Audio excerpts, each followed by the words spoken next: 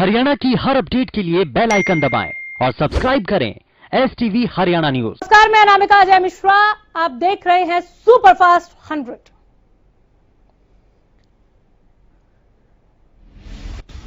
PM Modi ने अपने radio कार्यक्रम मन की बात के जरिए देशवासियों को संबोधित किया। पीएम मोदी ने अलग अंदाज में मन की बात कार्यक्रम की शुरुआत की।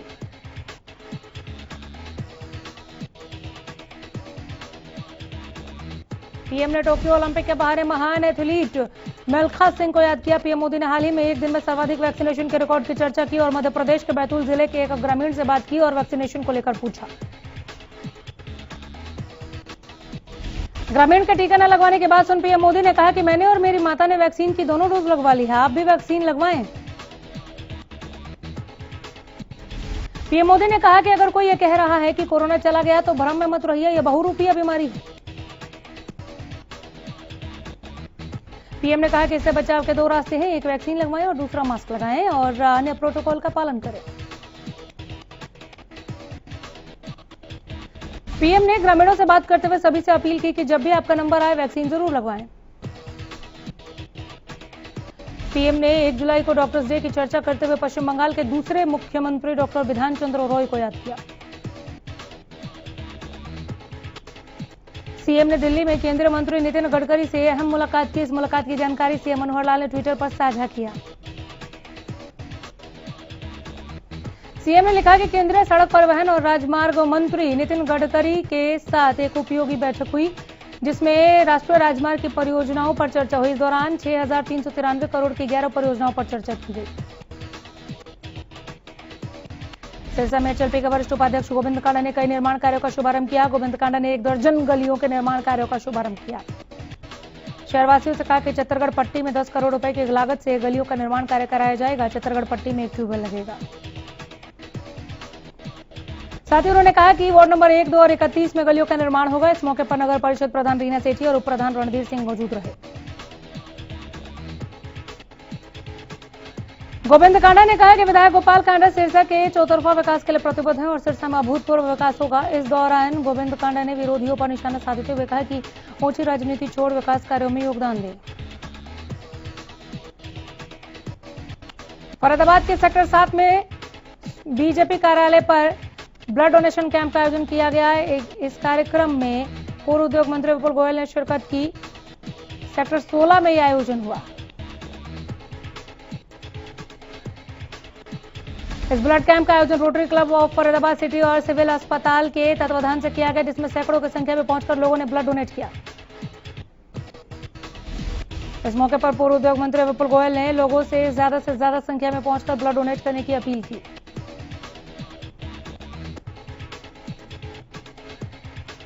विपुल गोयल ने कोरोना का जिक्र करते हुए कहा कि कोरोना की तीसरी लहर से बचाव के लिए लोगों का जागरूक होना भी बहुत जरूरी है।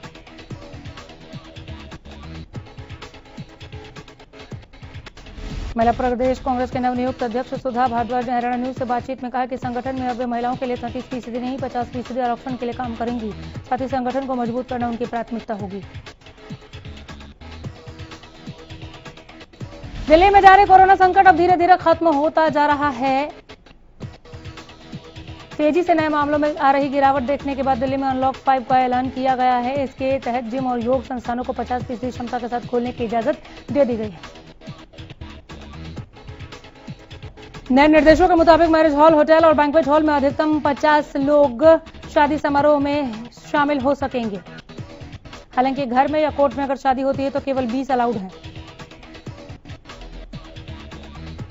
नई गाइडलाइन में कहा गया है कि अगर किसी भी जगह पर कोविड नियमों का उल्लंघन किया जाएगा तो डिजास्टर मैनेजमेंट एक्ट 2005 और आईपीसी की उचित धाराओं के तहत दोषियों के लिए एक्शन होगा। हरियाणा में भी कोरोना की रफ्तार में तेजी से कमी के बाद रियायतों के साथ लॉकडाउन को 1 हफ्ते के लिए बढ़ा दिया गया। महामारी अलर्ट सुरक्षित हरियाणा के तहत लॉकडाउन को 5 जुलाई तक के लिए बढ़ाया गया है। 5 जुलाई सुबह 5 बजे तक। प्रदेश सरकार ने लॉकडाउन में छूट देते हुए नई गाइडलाइन जारी की जिसमें रिसर्च स्कॉलरों के लिए विश्वविद्यालय खोलने की अनुमति दी गई। राज्य भर में सुबह 9 बजे से लेकर रात 8 बजे तक ही दुकानें खोली जा सकेंगी। मॉल भी 10 बजे से लेकर 8 बजे तक ही खोले जाएंगे। भारतीय किसान यूनियन प्रदेश अध्यक्ष गुरनाम सिंह चुडूनी ने शनिवार को पंचकुला में बिजली विभाग के अधिकारियों के साथ बैठक की। बैठक के बाद चुडूनी ने बताया कि उन्होंने किसानों से जुड़े मुद्दों को बिजली विभाग के अधिकारियों के समक्ष रखा। उन्होंने कहा कि प्रदेश भर में 50,000 किसानों की तरफ से ट्यूबवेल के लिए बिजली कनेक्शन का पैसा जमा कराए जाने के बाद महज 10,000 किसानों को ही बिजली कनेक्शन दिए गए हैं। कुंडली के दादा भैया मंदिर में हेमंत नांदल की अध्यक्षता में सिंगू बॉर्डर का एक तरफ का रास्ता खुलवाने की मांग को लेकर पंचायत हुई। बैठक में सरपंच पति मौजूद थे। अपनी परेशानी रखते हुए हेमंत नांदल ने कहा कि हम किसानों और सरकार से एक तरफ का रास्ता खुलवाने की मांग कर रहे हैं। इस बॉर्डर को जाम हुए 7 महीने हो चुके हैं। अब किसानों और सरकार को एक तरफ का रास्ता खोलना ही पड़ेगा। लोगों का कहना है कि रास्ता बंद होने की वजह से उनके क्षेत्र के सभी काम धंधे ठप हो गए हैं। अब इस जाम को और आगे ले जाना उनके बस की बात नहीं। लोगों का आरोप है कि आंदोलन की वजह से काफी लोग भूख के कगार पर पहुंच गए हैं। भारत में कोरोना संक्रमण के मामले लगातार घटते जा रहे हैं। देश में बीते एक दिन में कोविड-19 के 50,000 नए मामले सामने आए, जबकि 1258 मरीजों की मौत हुई। केंद्रीय स्वास्थ्य मंत्रालय के अनुसार कोरोना मरीजों के ठीक होने की राष्ट्रीय दर यानी रिकवरी रेट अब 96.75% पहुंच गया। भारत में फिलहाल 6 लाख से कम कोरोना के एक्टिव केस हैं। राष्ट्रीय राजधानी दिल्ली में शनिवार को कोविड-19 के 85 नए मामले सामने आए, जो कि इस साल के सबसे कम दैनिक मामले हैं। वहीं पिछले 24 घंटे में संक्रमण से 9 और लोगों की मौत हुई। स्वास्थ्य विभाग की तरफ से जारी आंकड़ों के मुताबिक राष्ट्रीय राजधानी में संक्रमण का दर घटकर 0.12% हो गई। दिल्ली के उप मुख्यमंत्री मनीष सिसोदिया ने जानकारी दी कि राजधानी में एक दिन में 2,05,170 लोगों को टीका लगाया गया। सोनीपत में वैक्सीनेशन को लेकर लोगों में जागरूकता बढ़ती नजर आ रही है, जहां सोनीपत के सिविल अस्पताल में वैक्सीन लगवाने के लिए लोगों की लंबी कतार देखने को मिली।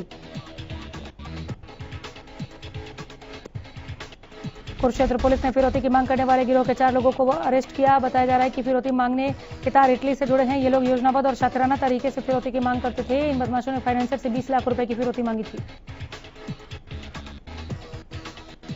वैक्सीन के बारे में जानकारी साझा करते हुए civil surgeon doctor Kuldeep Singh ने बताया कि फिलहाल हमारे पास सरकार की ओर से गर्भवती महिलाओं को कोरोना वैक्सीन लगाने के लिए कोई निर्देश और गाइडलाइंस नहीं है।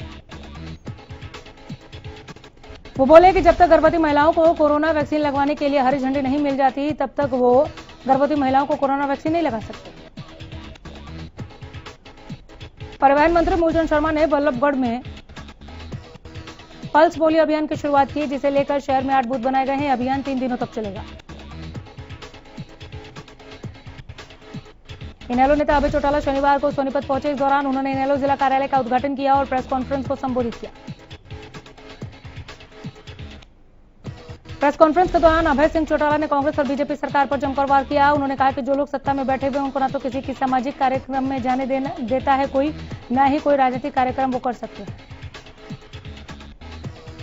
अभय ने कांग्रेस पर भी निशाना साधा। कहा कांग्रेस के लोग आपस में लड़ रहे हैं, एक दूसरे से बटे हुए हैं।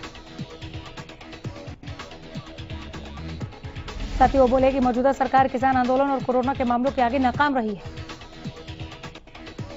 इलाहाबाद में चुनाव की मांग करते हुए उन्होंने कहा कि चुनाव में इनेलो की जीत पक्की है, इसलिए सरकार यहां चुनाव करवाने से डर रही है। कलानौर अनाज मंडी से एक बड़ा मामला सामने आया है, जहां स्टेट वेयरहाउस कोल्हावास के 6,512 सरसों से भरे कट्टे गायब हो गए। इतना ही नहीं, जिस कर्मचारी को वेयरहाउस की सुरक्षा का जिम्मा सौंपा गया था, वो कर्मचारी भी पिछले कुछ दिनों से लापता बताया जा रहा है, जिसका फोन भी स्विच ऑफ आ रहा है। फिलहाल मामले की पूरी जानकारी उच्च अधिकारियों को दे दी गई है। पुलिस को खबर दे दिया गया है। वेयरहाउस कोल्हावास के गांव के अधिकारी का कहना है कि उनके 8,239 सरसों के कट्टे कलानौर अनाज मंडी के HSAMB गोदाम में रखे हुए थे। सिर्फ 1,727 कट्टे ही उन्हें मौके से मिले हैं, जबकि 6,512 कट्टे गायब हैं। कैथल लघु सचिवालय पर पहुंचकर ग्रामीण सफाई कर्मचारियों ने अपनी मांगों को लेकर धरना प्रदर्शन किया। इनका आरोप है कि सरकार ग्रामीण सफाई कर्मचारियों और शहरी सफाई कर्मचारियों के बीच में भेदभाव कर रही है। ग्रामीण सफाई कर्मचारियों को कम वेतन और कम सुविधाएं मिल रही हैं, शहरी सफाई कर्मचारियों को ज्यादा वेतन ज्यादा सुविधाएं मिल रही हैं।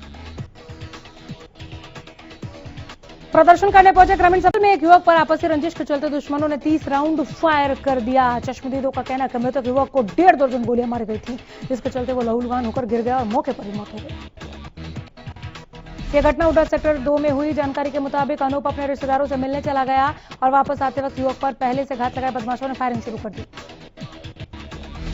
जब गोलियों की आवाज सुनकर उसका छोटा भाई वहां पर पहुंचा तो हमलावरों ने अनूप के छोटे भाई पर भी फायरिंग कर दी, लेकिन अनूप का भाई मौके से भाग निकला, जिससे उसकी जान बच गई।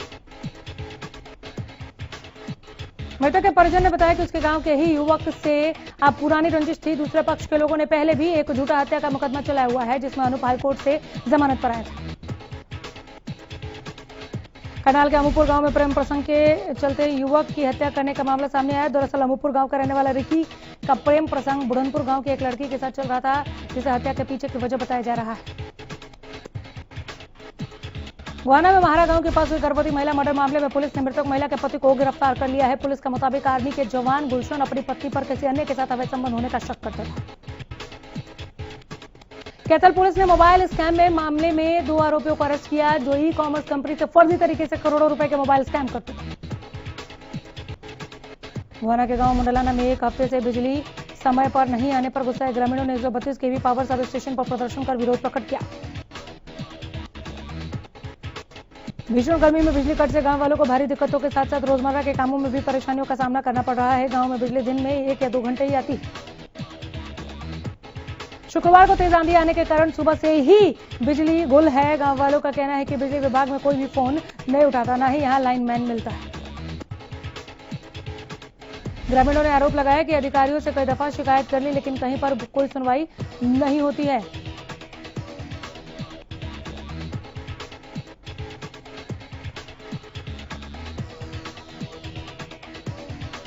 प्रदर्शन के दौरान 2 घंटे तक कोई भी अधिकारी पावर हाउस नहीं पहुंचा, लेकिन ग्रामीणों के पावर हाउस में आने की खबर मिलते ही अधिकारी वहां पर पहुंचे। बाद में पुलिस भी आई।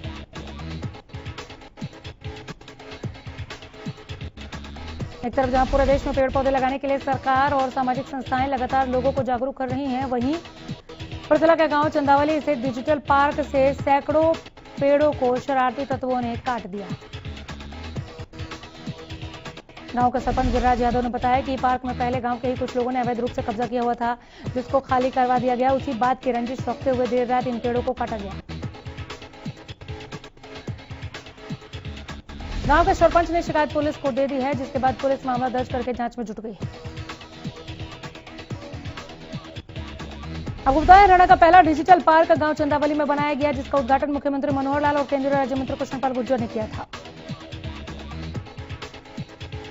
इधर नाहरी गांव के ग्रामीणों ने कुंडली स्थित 132 केवीए सब स्टेशन पर हंगामा कर दिया। दरअसल आरोप है कि बिजली निगम मीटर की रीडिंग गलत करके उपभोक्ताओं को 30-40 हजार रुपए का बिल भेजा है। गांव के प्रधान महेश शर्मा ने कहा कि गरीब लोग बिजली के इस बिल की अदायगी करने में असमर्थ हैं। मीटर की रीडिंग दोबारा की जाए, लेकिन कोई नहीं आया। जब मीटर रीडर से पूछताछ की गई तो कोरोना का बहाना बना दिया। ग्रामीणों की शिकायत पर एसडीओ सतीश ने आश्वासन जरूर दिया कि जांच कराएंगे। कृषि कानूनों को रद्द करने और एमएसपी को लेकर नया कानून बनाने की मांग कर रहे किसान पिछले 7 महीने से भी ज्यादा वक्त से दिल्ली की सीमाओं पर डटे। किसान आंदोलन के दौरान किसानों की मौत का सिलसिला भी रुकने का नाम नहीं ले रहा। टिकरी बॉर्डर पर शनिवार रात के समय एक और किसान की अचानक तबीयत खराब होने पर उसकी मौत हो गई। मृतक किसान की पहचान पंजाब के लुधियाना जिला निवासी सुखविंदर के रूप में हुई है। 45 वर्षीय सुखविंदर पिछले लंबे समय से टिकरी बॉर्डर पर किसान आंदोलन में शामिल थे।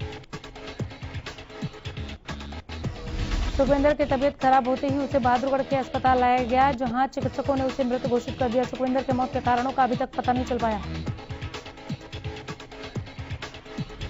पोस्टमार्टम रिपोर्ट आने के बाद ये साफ होगा कि आखिर मौत किस वजह से हुई है। वहीं अस्पताल में सुखविंदर के शव का पोस्टमार्टम करवाने पहुंचे किसान नेताओं ने सरकार से सुखविंदर को शहीद का दर्जा देने और उसके पीड़ित परिवार को आर्थिक सहायता देने की भी मांग की।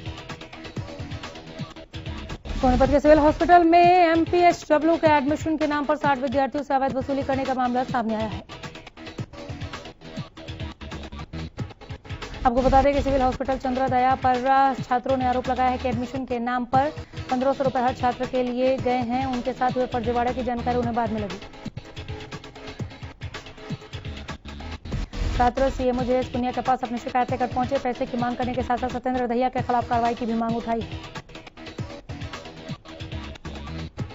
जिला सीएमओ ने सत्येंद्र दहिया से फोन पर बात करके पैसे वापस देने का आश्वासन दिलाया, परंतु अभी तक पैसे मिले नहीं। छात्रों ने आवाज बुलंद करते हुए कहा कि उनके साथ जो अवैध वसूली हुई है वो सारा पैसा वापस चाहिए और आरोपी के खिलाफ कठोर कार्रवाई कीजिए।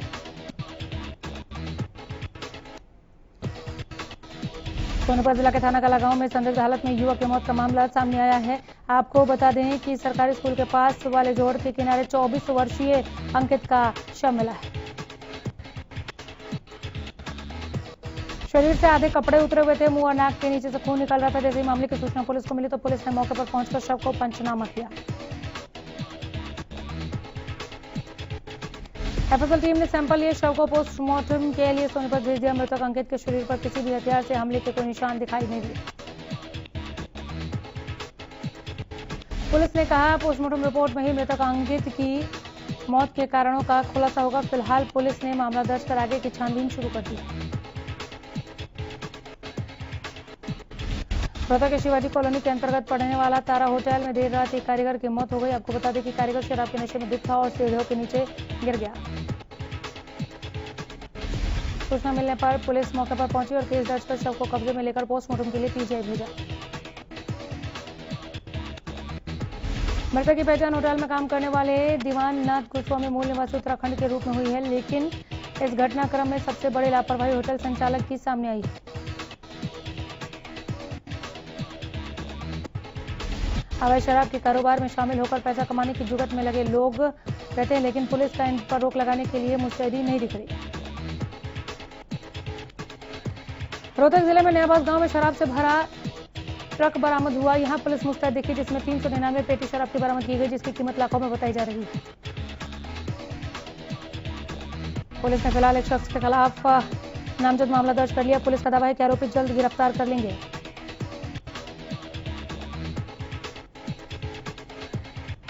बल्लभगढ़ में आदर्श नगर क्षेत्र में 2 युवकों पर एक नाबालिग के साथ दुष्कर्म करने का आरोप लगा है। पीड़ित पक्ष का कहना है कि आरोपी युवक विशेष समुदाय से है, जिसके बाद उन्हें 100 नंबर पर कॉल करके पुलिस को खबर देनी पड़ी। सूचना मिलने के बाद मौके पर पहुंची पुलिस की टीम ने पीड़ित के बयान के आधार पर कार्रवाई शुरू कर दी और दोनों आरोपियों को धर दबोचा। साथ ही पुलिस आगे की तफ्तीश कर रही है। देश के 4 बड़े महानगरों में पेट्रोल की कीमत में 35 पैसे तक और डीजल की कीमत में 26 पैसे तक की बढ़ोतरी की गई है। इंडियन ऑयल कॉर्पोरेशन के अनुसार आज दिल्ली में पेट्रोल 35 पैसे और डीजल 25 पैसे महंगा हुआ। इस बढ़ोतरी के बाद यहां पेट्रोल 98.46 रुपए और डीजल 88.90 प्रति लीटर के स्तर पर पहुंच गया। दिल्ली में जून में अब तक पेट्रोल का मूल्य 4 रुपए 23 पैसे, डीजल की कीमत 3 रुपए 75 पैसे बढ़ चुकी है। इससे पहले मई में पेट्रोल 3 रुपए 83 पैसे, डीजल 4 रुपए 42 पैसे प्रति लीटर महंगा हुआ। मुंबई में पेट्रोल का दाम 34 पैसे बढ़कर 104 रुपए 56 पैसे प्रति लीटर हो गया। डीजल 26 पैसे महंगा होकर 96 रुपए 42 पैसे प्रति लीटर के स्तर पर पहुंचा। जम्मू एयरपोर्ट के टेक्निकल एरिया में देर रात धमाके की आवाज सुनाई दी, जिसके बाद वहां अफरा तफरी का माहौल है। बम डिस्पोजल स्क्वाड और फॉरेंसिक टीम घटनास्थल पर पहुंच चुकी। आपको बता दें कि इंडियन एयरफोर्स का स्टेशन हेडक्वार्टर और इसके साथ ही जम्मू का मेन एयरपोर्ट भी इसी परिसर में आता है। देर रात हुए धमाके के बाद वहां और आसपास के इलाकों में अफरा तफरी का माहौल है। इस बीच जम्मू में त्रिकुटा नगर थाने में वेब मॉल के पास से एक नदीम